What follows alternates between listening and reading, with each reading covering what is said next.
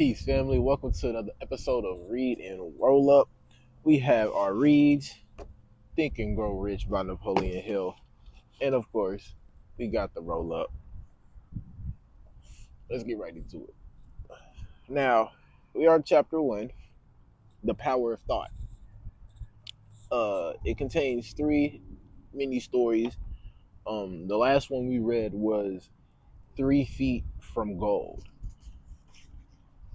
Next story, which we're going to begin here today, is a 50-cent lesson in persistence. Well.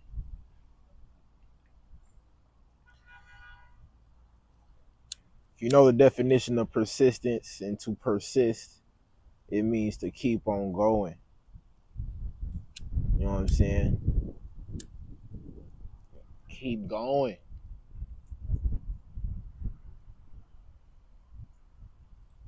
So let's begin.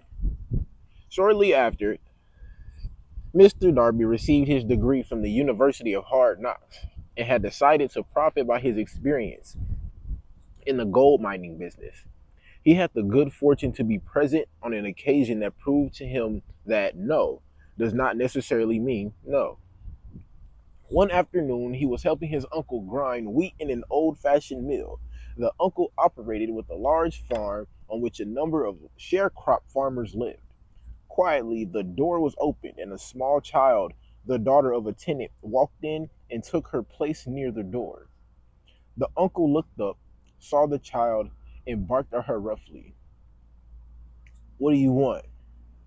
Meekly, the child replied, "My mammy says send her 50 cents. "I'll not do it," the uncle retorted. "Now you run on home." "Yes, sir," the child replied, but she did not move. The uncle went ahead with his work, so busily engaged he did not notice that the child had not left. When he looked up and saw her still standing there, he yelled at her, "I told you to go on home. Now go, or I'll take a switch to you." The little girl said, "Yes, sir," but she did not budge an inch. The uncle dropped a sack of grain he was about to pour into the mill hopper, picked up a barrel stave, and started towards the child with an expression on his face that indicated trouble. Darby held his breath. He was certain he was about to witness a murder. He knew his uncle had a fierce temper. When the uncle reached the spot where the child was standing, she quickly stepped forward 1 step, looked up into his eyes, and screamed at the top of her shrill voice, "My mammy's gotta have that 50 cent. Boy, stop playing with her. Hey." The uncle stopped, looked at her for a minute, then slowly laid the barrel stave on the floor, put his hand in his pocket, took out $50, and he gave it to her. The child took the money and slowly backed towards the door, never taking her eyes off the man whom she had just conquered. After she had gone, the uncle sat down on a box and looked out the window into space for more than 10 minutes. He was pondering with awe on the whipping he had just taken. Mr. Darby, too, was doing some thinking.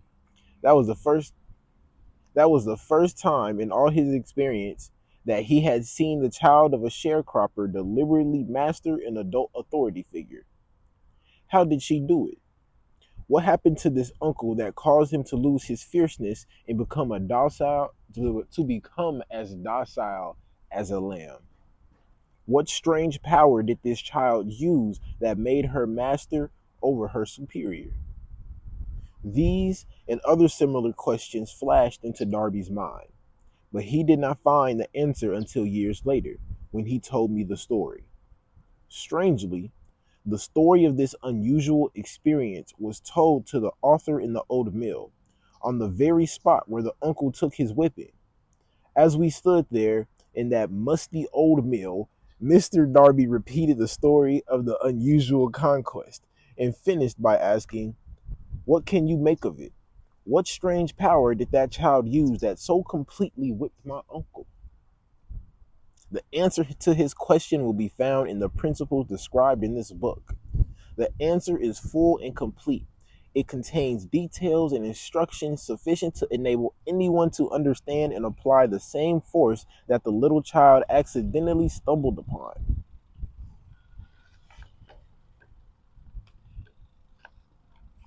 And put my little stand on here. Keep your mind alert, and you will observe exactly what strange power came to the rescue of the child. You will catch a glimpse of this power in the next chapter. Somewhere in the book, you will find an idea that will quicken your receptive powers and place at your command for your own benefit. This same irresistible power. The awareness of this power may come to you in the first chapter, or it may flash into your mind in some subsequent chapter. It may come in the form of a single idea, or it may come in the nature of a plan or a purpose. Again, it may cause you to go back into your past experiences of failure or defeat and bring to the surface some lesson by which you can regain all that you lost through defeat. After I had described this to Mr. Darby, the power unwittingly used by that little child, he quickly retraced his 30 years of experience as a life insurance salesman. He frankly acknowledged that his success in that field was due, in no small degree, to the lesson he had learned from the child. Mr. Darby pointed out, every time a prospect tried to bow me out without buying, I saw that child standing there in the old mill, her big eyes glaring in defiance. And I said to myself, I've got to make this sale. The better portion of all sales I have made were made after people had said no. He recalled, too, his mistake in having stopped only 3 feet from gold. But he said that experience was a blessing in disguise. It taught me to keep on keeping on, no matter how hard the going may be, a lesson I needed to learn before I could succeed in anything. This story of Mr. Darby and his uncle, the sharecropper's child, and the gold mine will doubtless be read by hundreds of people who make their living by selling life insurance. To all of these, the author wishes to offer the suggestion that Darby owes to these two experiences his ability to sell more than $1 million of life insurance every year. Life is strange and often imponderable. Both the successes and the failures have their roots in simple experiences. Mr. Darby's experiences were commonplace and simple enough, yet as they held the answer to his destiny in life, they were as important to him as life itself. He profited by these two dramatic experiences because he analyzed them and found the lesson they taught. But what of the person who has neither the time nor the inclination to study failure in search of knowledge that may lead to success? Where and how are they to learn the art of converting defeat into stepping stones to opportunity? In answer to these questions, this book was written. The answer called for a description of 13 principles. 13, huh? However, remember as you read that answer, you may be seeking to the questions which have caused you to ponder over the strangeness of life may be found in your own mind. Some idea, plan, or purpose may spring into your mind as you read. One sound idea is all you need to achieve success. The principles described in this book contain the best and most practical ways and means of creating useful ideas.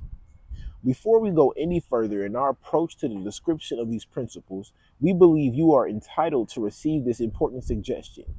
When riches begin to come, they come so quickly in such great abundance that one wonders where they have been hiding during all those lean years. Lean, boy. Them years lean, goddamn.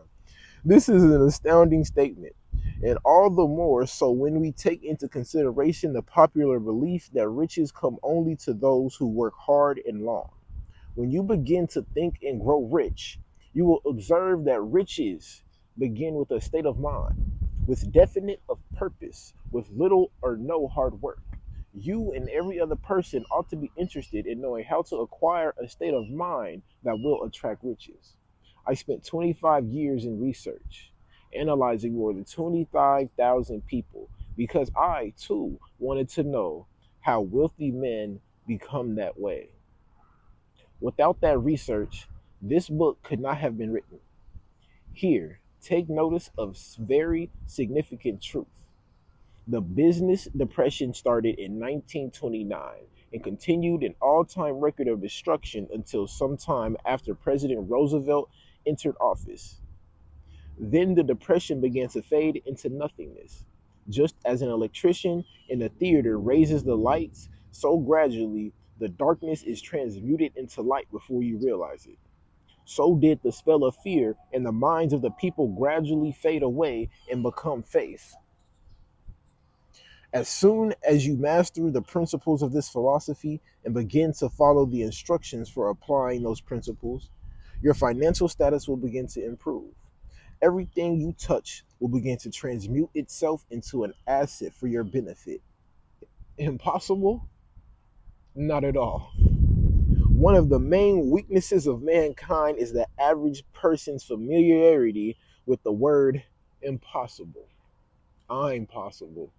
Shout out my man JG. He knows all the rules that will not work. He knows all the things that cannot be done. This book was written for those who seek the rules that have made others successful and are willing to stake everything on those rules. A great many years ago, I purchased a fine dictionary. The first thing I did was to turn the word impossible and neatly clip it out of the book. That would not be an unwise thing for you to do. Success comes to those who become success conscious. That's a bar, bro. That's a bar, bro.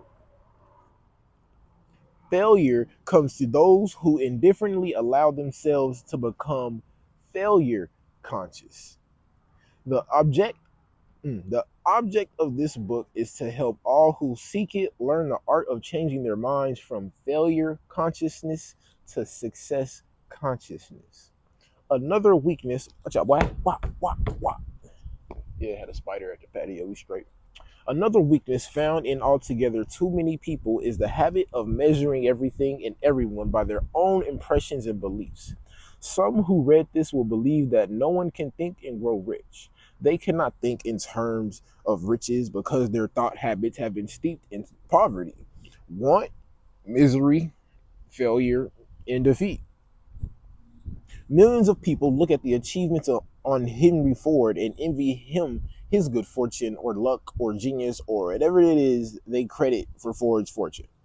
Perhaps one person in every 100,000 knows the secret of Ford's success, and those who do know are too modest or too reluctant to speak of it because of its simplicity. A single transaction will a single transaction will illustrate the secret perfectly. Yo, it was the mailbox. The mailman was dipping on the hoe. It caught me off guard. But he said a single transaction will illustrate the secret perfectly. When Ford decided to produce his now famous V8 motor, he chose to build an engine with the entire 8 cylinders cast in one block and instructed his engineers to produce a design for the engine. The design was placed on paper, but the engineers believed it was simply impossible to cast an 8-cylinder gas engine block in one piece. Ford said, "Produce it anyway." But they replied, "It's impossible." "Go ahead," Ford commanded, "and stay on the job until you succeed, no matter how much time is required." The engineers went ahead. There was no other option if they were to remain on the Ford staff. 6 months went by and nothing happened. Another 6 months, nothing. Another 6 months passed and still nothing happened. The engineers tried every conceivable plan to carry out the orders, but the thing seemed out of the question. Impossible. At the end of the year, Ford checked with his engineers, and again, they informed him that they had found no way to carry out his orders. "Go right ahead," said Ford. "I want it, and I'll have it." They went ahead, and then, as if by a stroke of magic, the secret was discovered. The Ford determination had won once more. This story may not be described with minute accuracy, but the sum of substance of it is correct. Deduce from it, you who wish to think and grow rich, the secret of the Ford millions, if you can. You'll not have to look very far. Henry Ford is a success because he understands and applies the principles of success. One of these is desire, knowing what one wants. Remember this Ford story as you read, and pick out the lines in which the secret of his stupendous achievement has been described. If you can do this, if you can lay your finger on the particular group of principles that made Henry Ford rich, you can equal his achievements in almost any calling for which you are suited. The Henry Ford of the late 20th century was Bill Gates. Just as Ford revolutionized transportation industry by creating a car that almost anyone could afford and drive, Bill Gates transformed the computer industry by designing software that enabled everybody, not just the specialized technocrats, to be able to use computers, and later making the personal computer a virtual necessity in every office, school, and home. This resulted in Bill Gates accruing billions of dollars and becoming the richest man in America. He first became entrenched with computers and began programming them at the age of 13 in 1973. He entered Harvard University, where he lived down the hall from Steve Ballmer, now Microsoft Chief Executive Officer. While at Harvard, Gates developed a version of the programming language BASIC for the first microcomputer. Gates was so absorbed in his dream of building a software company that he left Harvard to devote his energies to fulfilling it. A few years earlier, he and his childhood friend Paul Allen had formed a company, Microsoft, as the vehicle for this endeavor. Guided by a belief that the computer would be a valuable tool on every office desktop in every home, they began developing software for personal computers. Gates's foresight and his vision for personal computing have been central to the success of Microsoft in the software industry. Having achieved his major goal, Bill Gates continues to pursue new goals both in the business of creating ever improving computer programs and in his philanthropic work, having founded with his wife Melinda, ex wife, the largest charitable foundation in the world.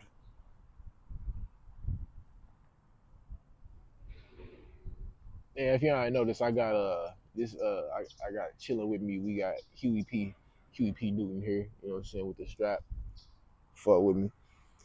Um, there is one more story to chapter one, and it is called "You Are the Master of Your Fate and the Captor of Your Soul." Invictus.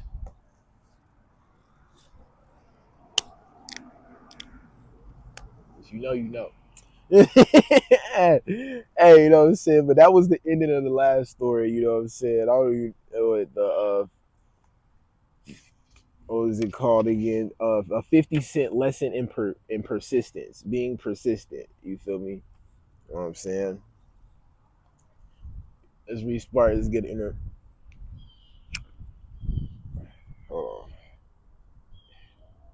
I'm gonna speed this part up.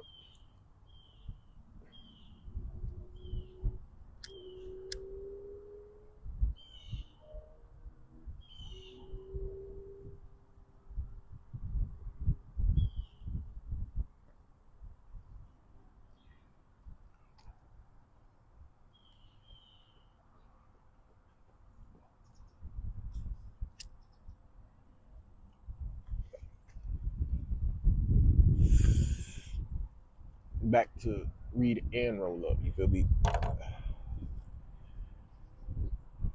Get some water.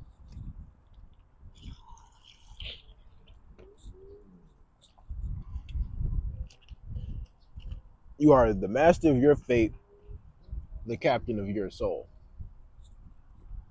When the English poet W.C. Henley wrote the prophetic lines, "I am the master of my fate, I am the captain of my soul," he should have informed us that the reason we are the masters of our fate, the captain of our souls, is because we have the power to control our thoughts. He should have told us that the ether in which this little planet floats, in which we move and have our being, is a form of energy, moving at an inconceivably high rate of vibration, and that the ether is filled with a form of universal power, which adapts itself to the nature of the thoughts we hold in our minds, and influences us in natural ways to transmute our thoughts into their physical equivalents.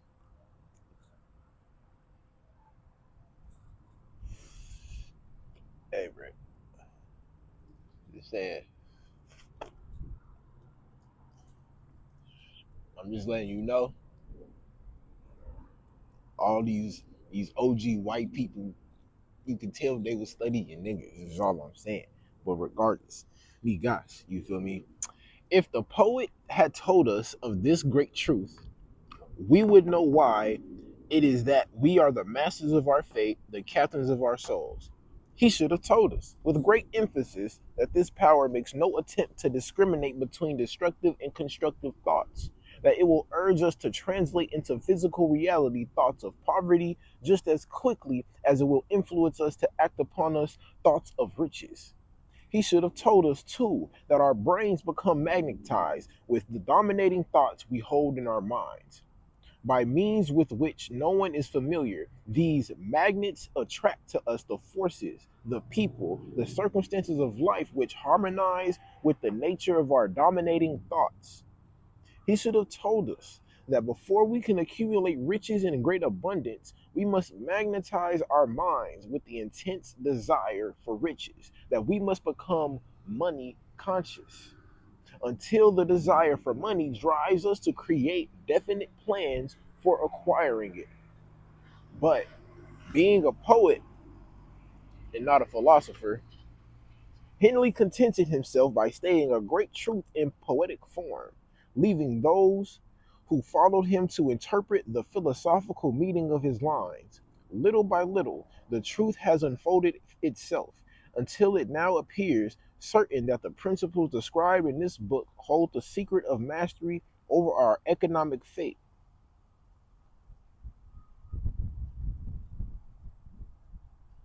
Another excerpt, you know what I'm saying? Let's keep the Rolo going though.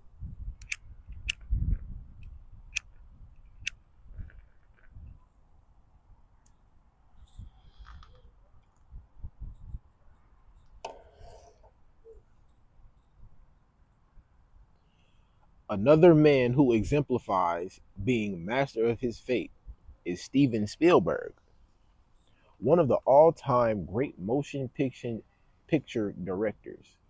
He dreamed of being a movie director from childhood. He began making amateur films with a primitive camera when he was still a child, and the dream never subsided. How Spielberg broke into Universal Studios is a legend in the movie industry. He took the Universal Studios tour, an attraction that enables visitors to get an inside look at the movie business. Visitors ride around the studio lots on a tram.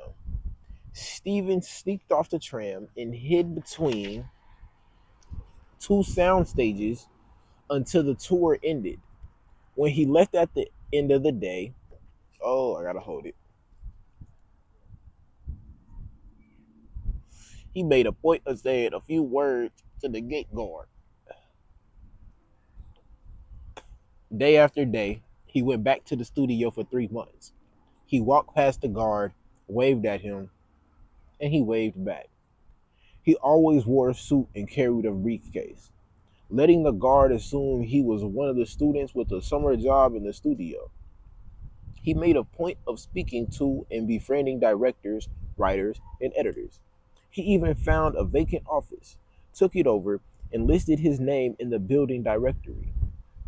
He made it his business to get to know Sid Sheinberg, then head of production for the studio's television arm.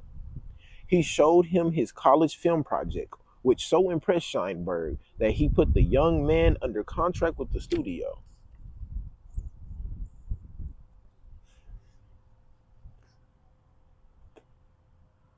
His first full-length film, The Sugarland Express, received critical acclaim and won a Best Screenplay award at the 1974 Cannes Film Festival.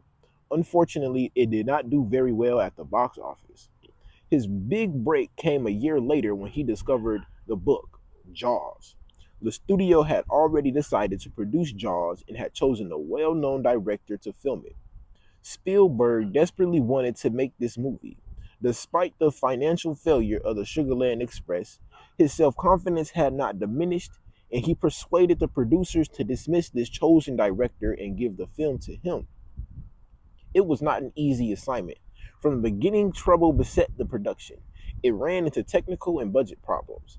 However, when Jaws was released in June 1975, it enjoyed twofold success. It broke box office records, and the critics loved it. Within a month of its release, the film had taken in $60 million at the box office, and an unheard of amount at that time.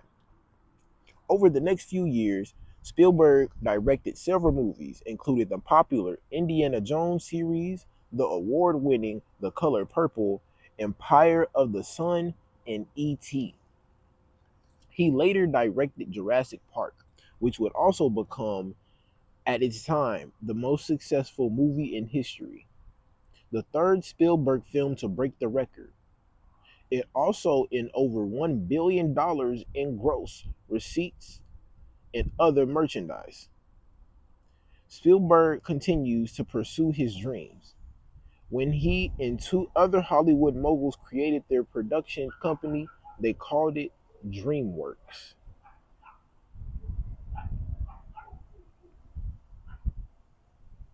We are now ready to examine the first of these principles.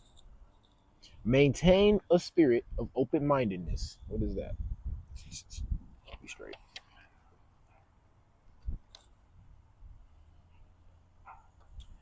Maintain a spirit of open mindedness. Remember as you read that they are the invention of no single person. The principles were gathered from the life experiences of more than 500 men who actually accumulated riches in huge amounts. Men who began in poverty with little education or influence. The principles work for these men. You can put to them to work for your own enduring benefit. You will find it easy, not hard to do. Before you read the next chapter, I want you to know that it conveys factual information that might easily change your entire financial destiny, as it has so definitely brought changes of stupendous proportions to two people described. I want you to know also that the relationship between these two men and myself is such that I could have taken no liberties with the facts, even if I had wished to do so. One of them has been my closest personal friend for almost 25 years. The other is my own son. The unusual success of these two men, success that they generously accredit to the principle described in the next chapter, more than justifies this personal reference as a means of emphasizing the far-flung power of this principle. And that completes Chapter 1, The Power of Thought.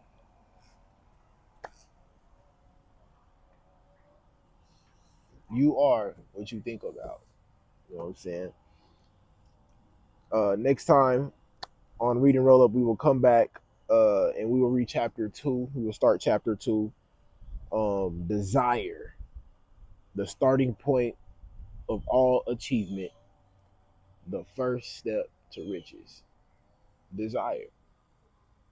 Y'all claim y'all have it.